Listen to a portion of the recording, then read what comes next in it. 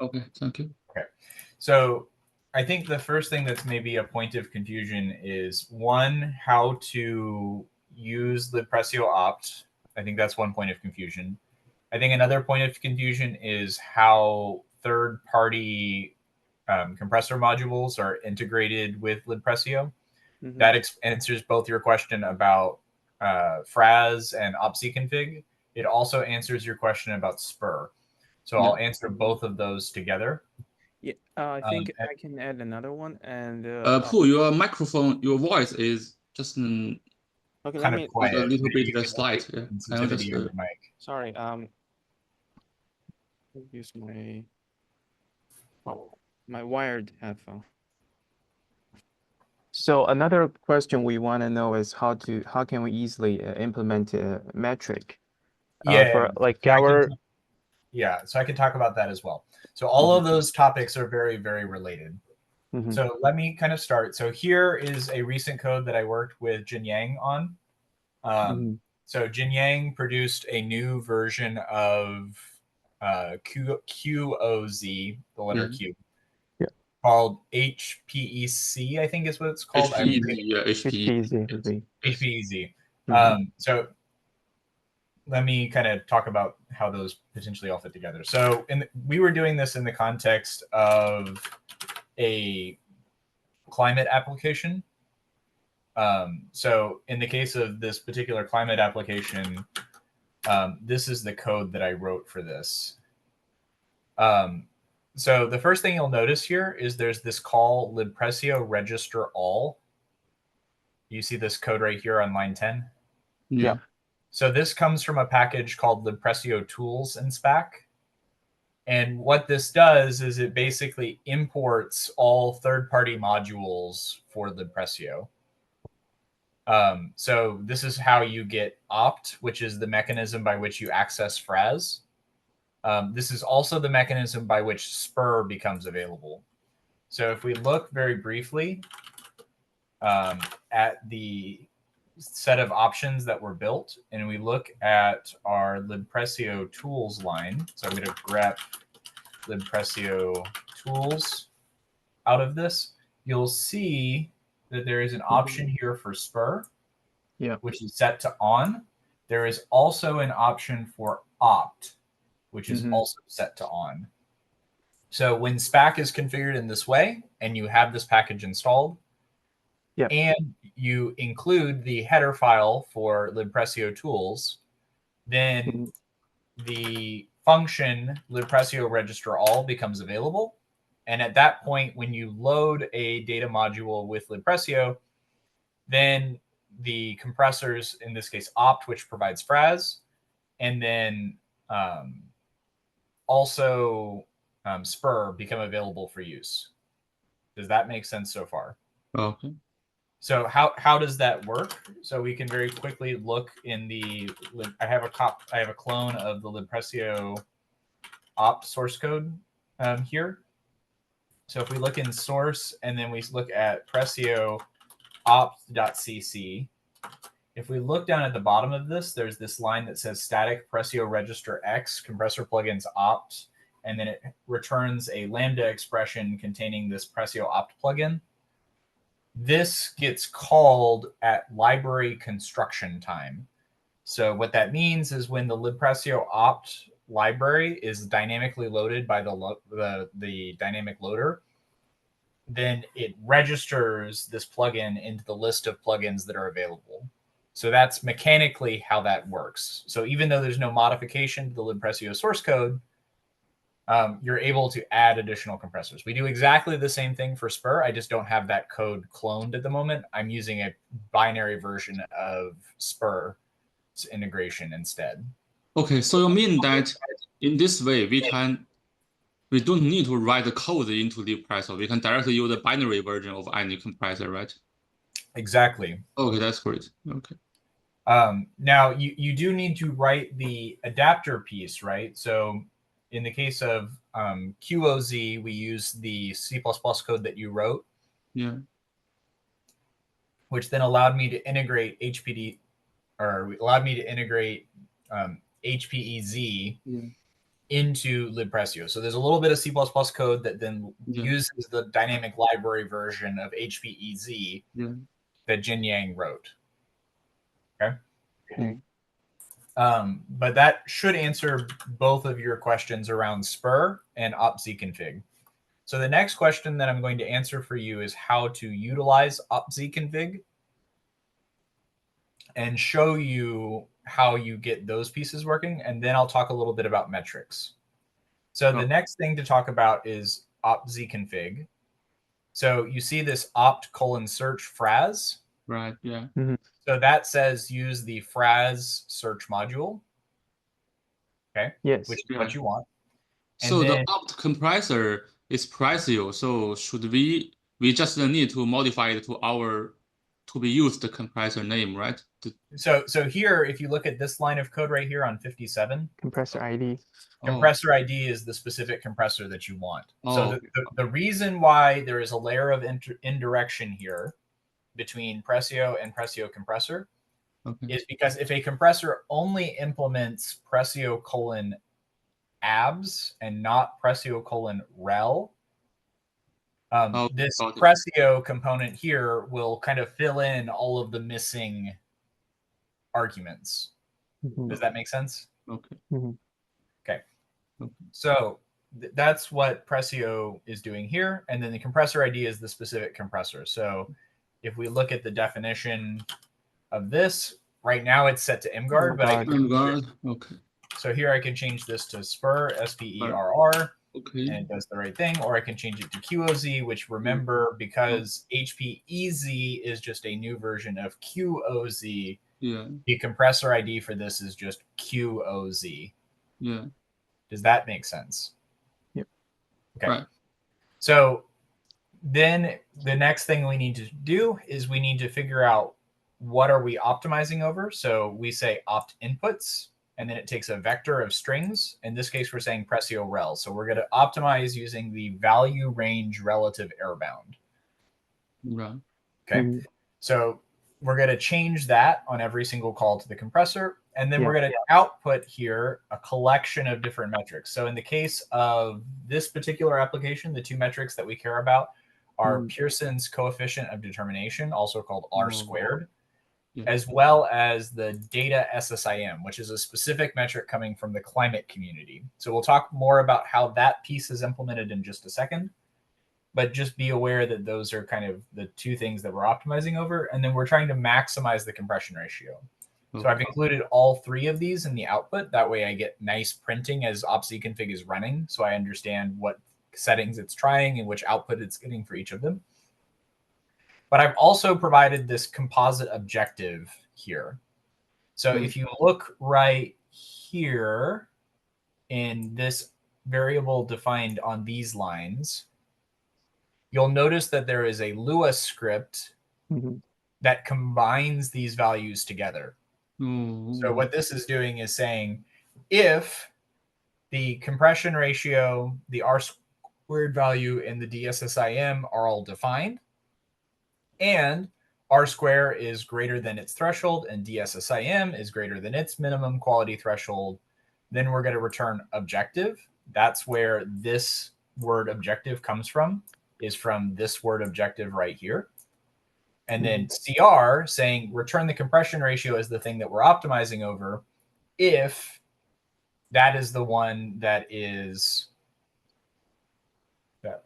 Now, next, if we don't meet the quality thresholds for these, then we look here and we're going to say which one is the closest, which one is the farthest from missing the objective. And we're going to take that one to be the value that we're looking for. And because these quantities are negative, math.min gives us the max of those, gives us the larger of those. Okay. We could also add a math.abs to take absolute values, and then it would be a math.max instead of a math.min. But this is how we combine multiple objectives in order to say optimize the compression ratio subject to a quality constraint. Okay. Is this making sense so far? Yeah. Yes. Okay. And then my question is that, for example, all of the metrics need to be written in LibPressio, right? Is there any way that we can directly call some external So functions to collect those? I am getting to that. That is literally the next thing that I'm going to talk about. Okay, got it. Got it. Okay, so one of these is this external results DSSIM. Okay, so this metric is implemented in Julia because it was easy to, there was libraries that already existed for Julia for doing this thing. So because of the fact that those libraries existed, I just reused them. Okay. And then I needed to get those metrics into LibPressio so that it understands how to optimize over them. But before we get there, there's a couple more things I need to talk about down here about OptZConfig. So lower bound is going to be a vector, and each entry in the vector corresponds to an entry in opt inputs. So here we're saying we're going to optimize from 1e-6 to 1e-1. So find a value of pressio rel between those ranges. And then we say opt integral is 0. And what does that mean? That means that we're saying that the value that we're taking here is assumed to be a floating point number. If we set opt integral to 1, then we assume that it's an integer value. Okay. Has to be a floating point. Okay. Yep. Okay. So the next thing that you potentially need to do is you need to is this external command, and you'll notice that this points to a script. So let's look at that script now. Yeah. So we see we have two files. We have run.dssim.sh, and then we have one for run.dssim.jl. So one is bash and one is Julia. So we'll look at the shell script first. So the bash script is extremely short. Okay. And just in case you've never seen this syntax before, here's what this means. So create a new environment, meaning that we're going to throw away environmental variables like path, LD library path, LD preload, anything that would have been set up potentially by spack or other systems. And then we're going to run this bash function to run Julia. Julia needs to know where its dependencies are. So that's what this -- project is. And then it needs to know where the script in Julia is written. And then it needs the bash variable containing all of the other settings that we're going to pass. And then this syntax says when you're executing this string, use this as your list of arguments for argv1, argv2, argv3, so on and so forth. Okay. Okay. So this line is very simple. You can almost like copy and paste this line with minimum changes to do a similar kind of thing. And the reason why you include this file is, let's say your metric, somebody has a conda package for it or something else that just doesn't play nicely with spack. Sometimes it is helpful to separate those two tasks and the software environments involved for them between what you're already doing for LibPressio. If you can get them together, great. You don't need this file. But if you do want to work with them together, then you do need this file. Does that make sense? Yep. Okay. So the next file is run.dssim.jl. Okay. So this is what the Julia code that implements DSSIM looks like. And you'll notice, I don't know if you know Julia or not. This is Julia's version of argparse. I think it's close to Python, so we can read it. Yeah, it's close enough to Python that it'll roughly make sense. But basically, this piece of code right here says we're using argparse, which is exactly what you're familiar with. You'll notice that it's going to check if arg's API contains something, which is just the semantics of this particular arg parsing package.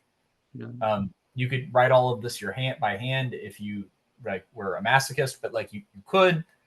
Then we import two libraries that we need to implement DSSIM, and we read the file off of the file system from the paths that are specified using the command line arguments. So here's one for input, here's one for output. So -- input -- decompressed. You could hard code your dimension and size information, but if you don't want to hard code those, --dim represents the dimension information, and --type represents the data type. So float, double, what have you. Okay. So I have a question about this interface. Okay. You do have to write the input the data to disk. Is that correct? So LibPressio will automatically write them to disk for you. Okay. You can turn that off. You can tell it to use shared memory or other things instead. But in many programming languages, it's easier to interact with a file than to interact with shared memory. So we wrote it based off of the common case, not based off of what I thought was easiest. Mm-hmm. It can also write the file in multiple formats for you. So by default, it writes a binary file because in many languages, that's the easiest thing to deal with. Yeah. But if you're already using something like HDF5, it can write an HDF5 file for you. It could write a netcdf file for you. It could write grib. It can write a bunch of like heinous formats that you probably don't care about. Mm-hmm. If you're using Python, it can write a .numpy file. Okay. Which it makes it very easy to do this with NumPy. And then you don't have to handle all the dimension information. It just does the right thing for you. And then the key thing here is there are two print statements. There is one down here at the bottom that says DSSIM equals, and then it's going to be a single double precision number that gets formatted as text here. And then there's another one up here on line 22 that just writes this little header that says external API is 5. Okay. That just tells LibPressio what the format of the string that follows is supposed to be. Okay. That one tells the format. So a line from line 21 to line 23. That's something from LibPressio. Yeah, 21 to 23 is a LibPressio thing. Okay. So you don't need this external child thing. You can just unconditionally print this and you're fine. It's just like that doesn't mean anything, but you have to have this as your first print statement.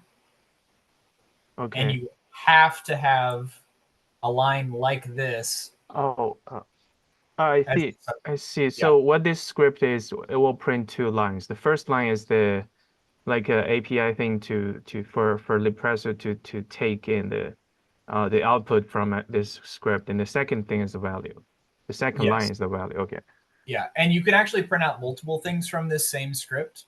So you could have multiple print lines, each with a number. Okay. But that's how it works. Okay. Does that make sense? Yeah. One other thing I will mention here is you'll notice that there are also print lines to standard error. Okay.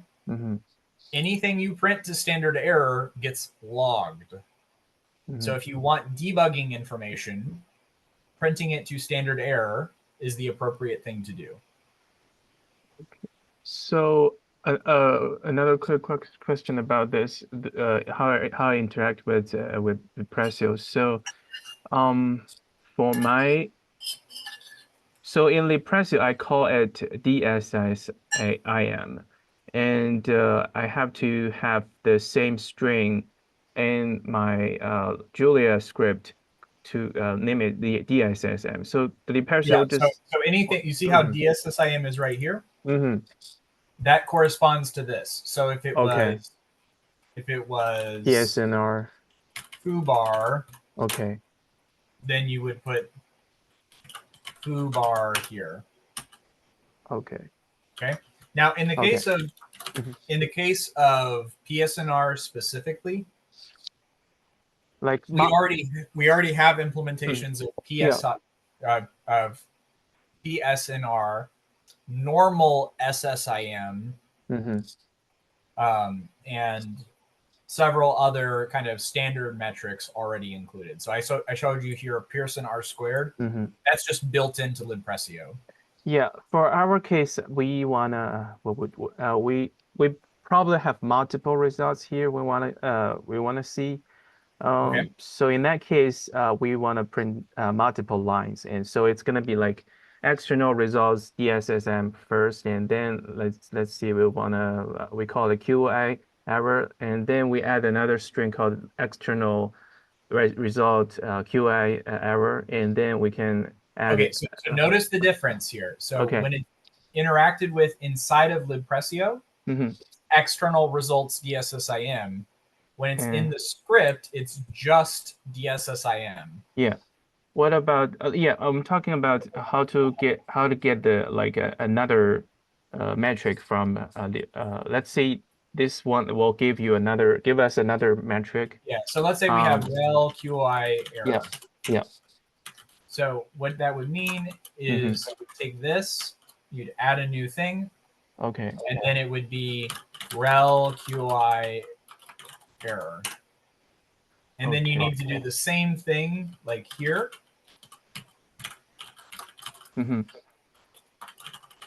Like this. Okay, and I also need to add the add another line to the script for the CPP file on the left after 38. It's gonna be like local QI error equal to metrics external result a QI error there. Where are you saying 38 files? 38 on the left side, left panel, after 38 line. Yeah, so you would need to modify this to add the same thing here. So it's gonna be another line, or yeah, add another line after that.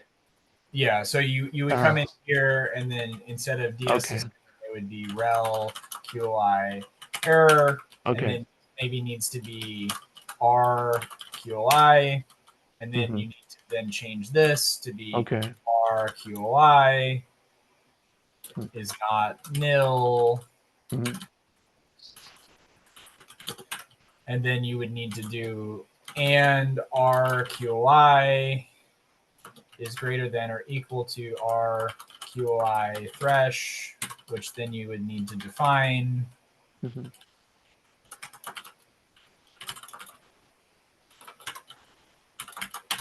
Like so, and you would propagate it all the way through. Okay.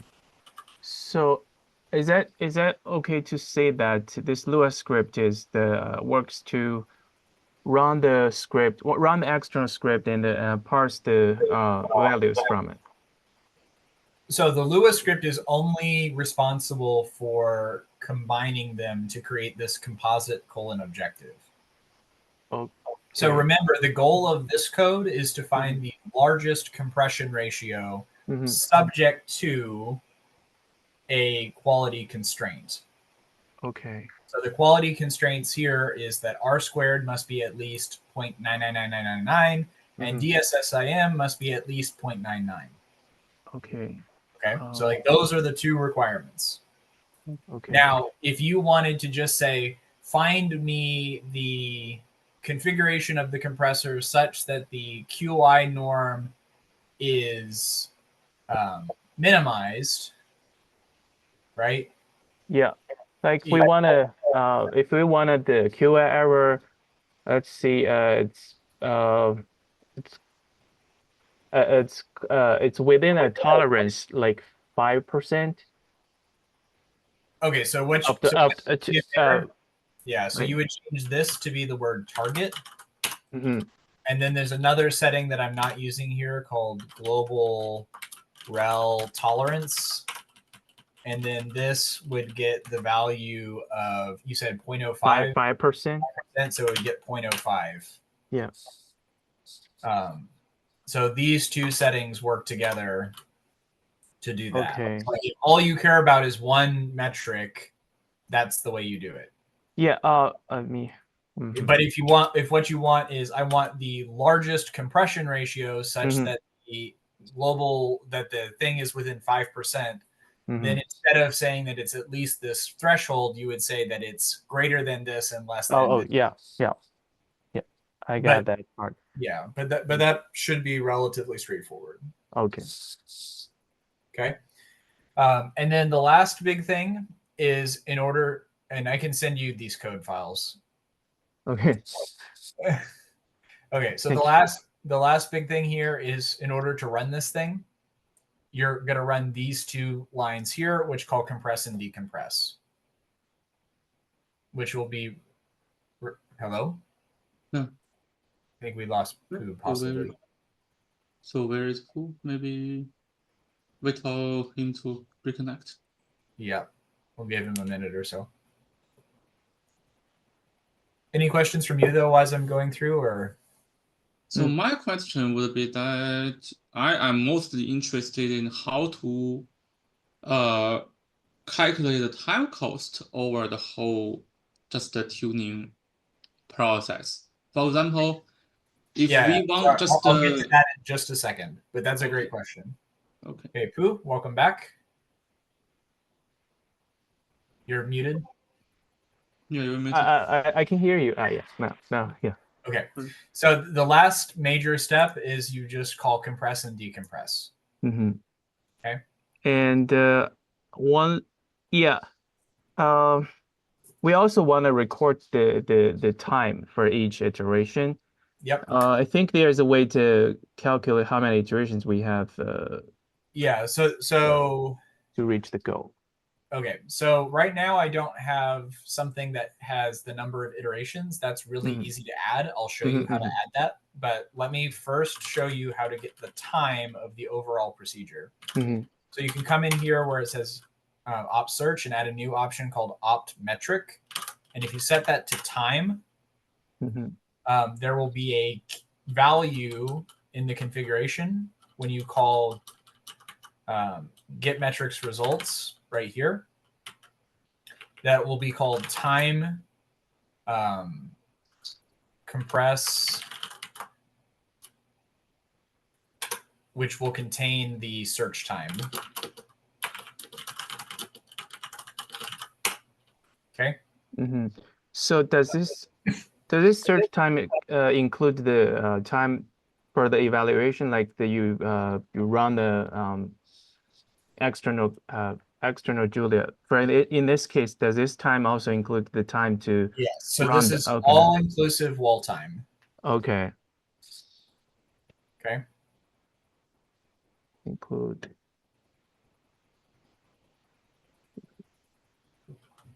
Okay. But to get that, you have to add this line here on 57, specifying that you want opt metric to collect time. Yeah. Okay.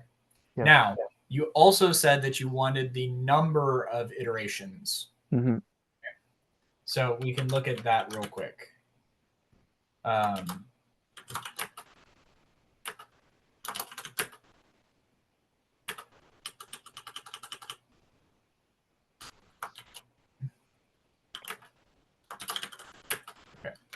So with LibPressio or with spack, I used what's called spack develop. This checked out a copy of LibPressio-OPT source code into this directory. That's how I got the copy that I showed you from code from earlier. Okay. So I can go into LibPressio-OPT like so. And to do that, I'm going to need to add a new metric. So I'm going to go source, search metrics. And then I want to have something that captures the number of iterations. So I'm going to copy search metrics progress printer and to source search metrics, and then we'll call it num iterations.cc. Okay, source search metrics num iterations. Okay, so we don't need this little thing about the progress printer.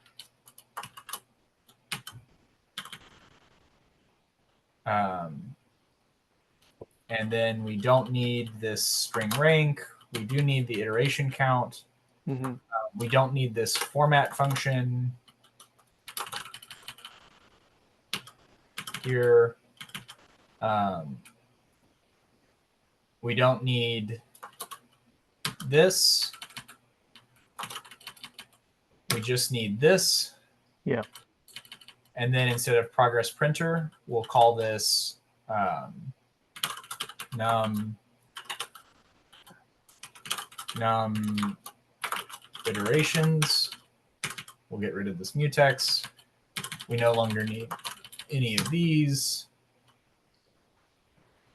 And see, we initialize it when we begin the search. Every time we end an iteration, we count it. We don't need anything at the end. And now we need a way to return the iteration number. Yeah. So we'll say auto opt equals this, return opt, and we'll say set opt num iterations.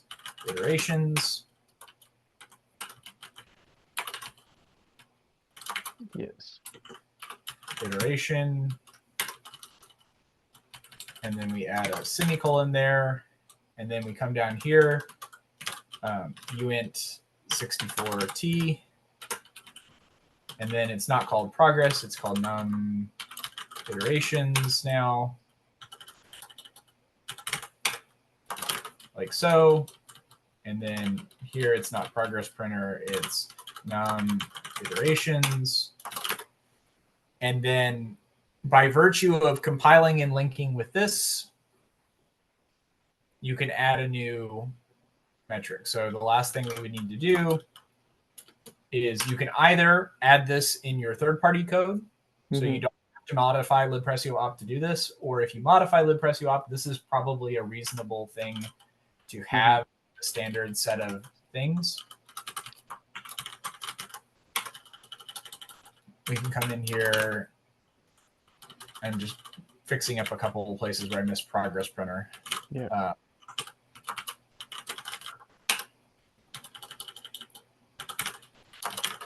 Come in here to the CMake list, and then just come in here. Okay. Num iterations. And then in the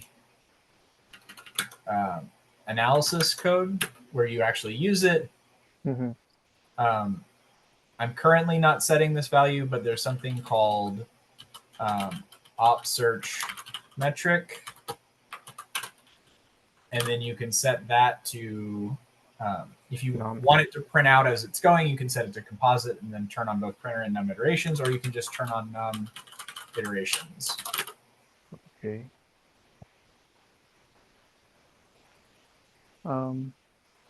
Okay. And then when you call get metrics results at the end, there will be a setting called num iterations : iteration that gets returned. Okay. Yeah, I remember last time I used it, I just used it, I just counted by hand how many lines it, every time it has an iteration, it will just give a, it will be a line. I just cut it by hand, how many lines they put. Yeah, so there's also a thing called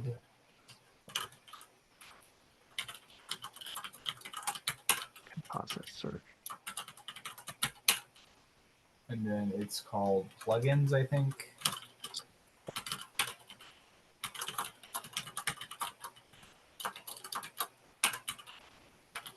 So if you want num iterations to come out, you would say num iterations.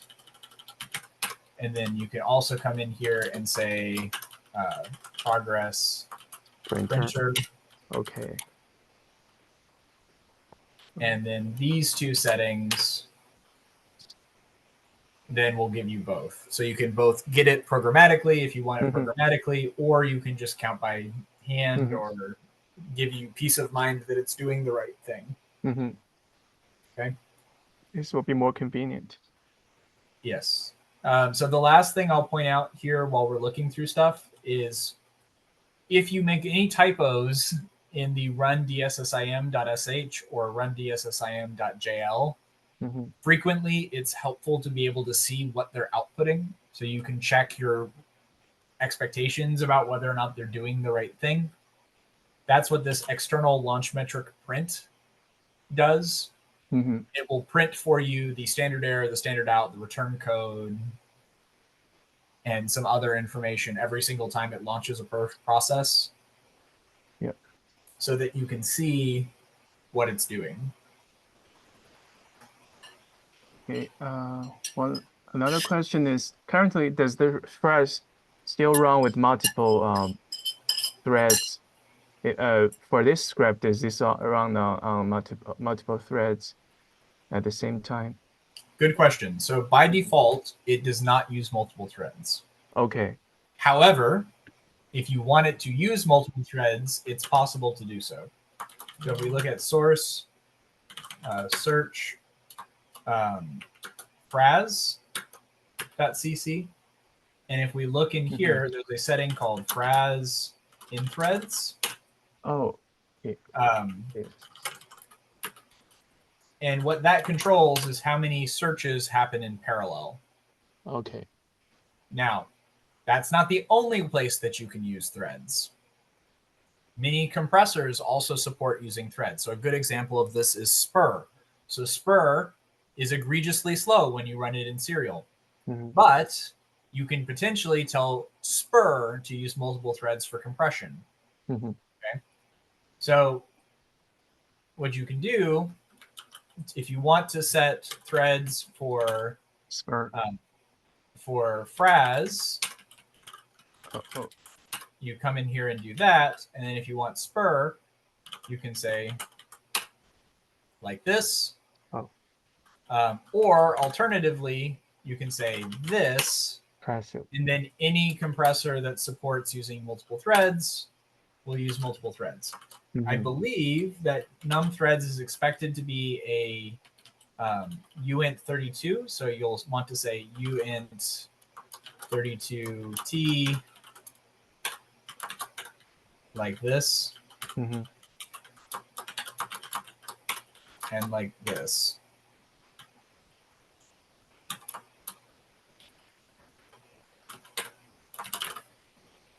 Okay, and this controls the number of threads for each of those two places where you could use threading independently. Say for okay. So what was my question? Another question is we want to compile the LibPressio itself with the multiple LibPressio itself with multiple compressors, and if we want to add something, if we want to add a metric to let's say the number of iterations you just showed, we want to add some. We want to have our own. We want to maintain our own repository of LibPressio-OPT, right? Yep. So you could do it that way, or alternatively to that, I can just take, if I go to analysis. So if I go to analysis and I open up LibPressio-OPT and I go open source, search, metrics, num iterations, I can just yoink this and put it here. Okay. And then all I need to do is yank these.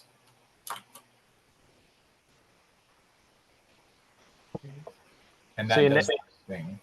In this way, we can we only need to maintain one file. Yes. Okay. Like this file will be linked to the original LibPressio-OPT and the LibPressio we compiled with multiple compressors. Yes. Okay. Okay. So you can either do the one file approach as I just demonstrated it. In the case of this specific metric, I should just have it. So because I should just have it, I will add this to LibPressio-opt. That'd be great. But that should answer that question. Thank you. Okay. So I just want to confirm some more details about the time counting. So first, when we are running the libpressio-opt,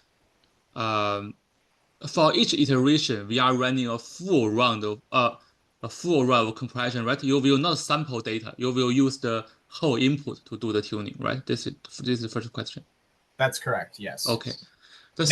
Now it's possible to write a adapter that says do some sampling and use it, but none of the existing code does that. Okay. You have to write that yourself. What we just need is just to use the full input. We don't need sampling, just to make sure. Yeah. You don't need. Yeah. Go ahead. My second question is that in each iteration or each compression test, the execution time will just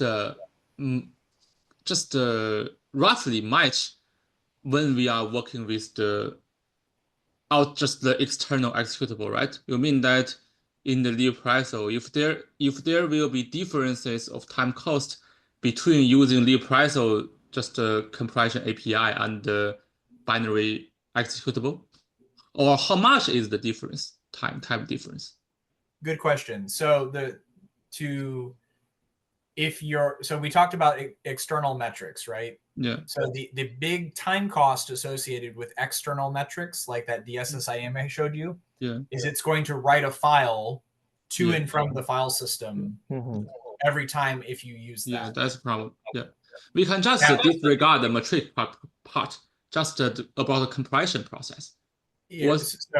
But what I'm telling you is because of how OptZConfig works, that metric time of writing out the data, doing the analysis, and then deleting the old file, that is a non-negligible overhead in many cases. Right, I understand. So you can get around that. So just as I showed you a C++ class that lets you get search metrics, there's also ways to do metrics that are in C++ if you happen to have your metrics already implemented in C++. So that is another option that won't require that file overhead. Do you have example of like the metrics are in that you can call a library something, so you don't have to write it? So there's a tool included with LibPressio called pressio_new, which will generate templates for many things. One of the things you can ask for is a template for metrics. And you can say that my metric is called rel QOI. I think it's metric without an S. There we go. And this generates a skeleton for you. Okay. So what we need to do is to convert our code to this with this using this template. Specifically, you probably want to grab it at post into decompress impl, and then do whatever you need to do from there. Okay. But you also will probably need to save a copy of it at the beginning of compression. So you'll save the input into an in-memory buffer. So you'll create a Pressio data object. So if you go to LibPressio, I can just show you an example of what this looks like. So if we go to LibPressio, source plugins, metrics, error statistics, this is a pretty easy one. Actually, let's look at Pearson instead. So if we look at Pearson's coefficient, here is the code that computes Pearson's coefficient. And you see that we clone the data and store a copy of it. And then when we finish decompression, we compute Pearson's metric. Okay. So if you want to go this route, it's pretty easy to go this route too. Okay. So once we account for that form of overhead, the amount of overhead that LibPressio adds to a typical compressor is on the order of microseconds. Okay. So given that it's on the order of microseconds, that's going to be an order of magnitude faster than the fastest compressor that I've seen. Or actually, not an order of magnitude, 3 orders of magnitude faster than the fastest compressor that I've seen. So unless you're compressing really, really small data, the overhead of LibPressio is basically unobservable relative to invoking the compressor binary by hand. There are still possibilities to have discrepancies in performance. So a good example of this is if you accidentally compiled SZ3 in debug mode and you compiled LibPressio in release mode or something like this, then you could expect there to be a performance difference because you changed your compilation settings. Yeah. But if you use SPAC should, keyword here is should, give you a consistent set of things across the board. Yeah. So if you ask for debug builds, you'll get debug builds everywhere. If you ask for release builds everywhere, you'll get release builds everywhere. Okay. So my question would be that, do you think it is convenient that so besides those just the matrix information and compression ratio information we directly just collected from the LibPressio, we can manually correct some additional information such as the time cost in each just if we can manually collect some information, we will be able to just gather those time costs according to our needs, and then we calculate or accumulate those time costs.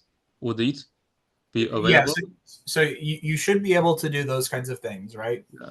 So if you look at how LibPressio-OPT works, like what timing are you looking for specifically? Like if we imagine a search process, like what piece of information timing wise do you need? So you mean what our need? For example, when we are going to calculate the time cost, we need the time of our compression process and also the matrix computing part, but now the file I/O, just the time cost within in part of the scripts, for example, just we need to exclude the I/O part. We don't need to calculate time for reading, writing, and deleting the files. We just need the computing within the C++ and pass the So if your metric is within C++, you'll automatically exclude all of the file I/O. No file I/O occurs if you write your metric using C++. Right. Yeah.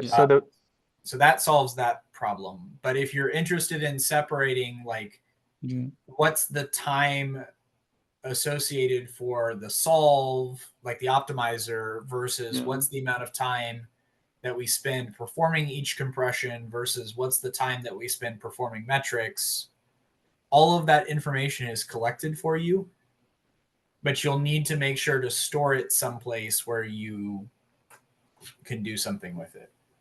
So that means the best practice will be added in this arrowstat file to plug the easiest way to do that, to avoid those I/O, to avoid.